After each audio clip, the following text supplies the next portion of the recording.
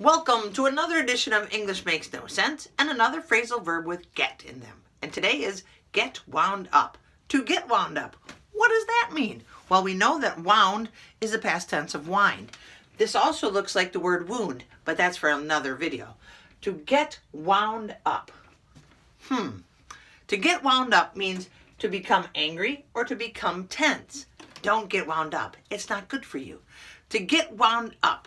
In context, she got all wound up over her parking ticket. She was upset because she got a parking ticket. Got it. Why do we say get wound up when we just mean, hey, she's getting angry? I don't know, but now you can read and understand this sentence, I hope. After seeing my wound, my mom got all wound up and gasped. What? Come on, English. Can you say wound and wound?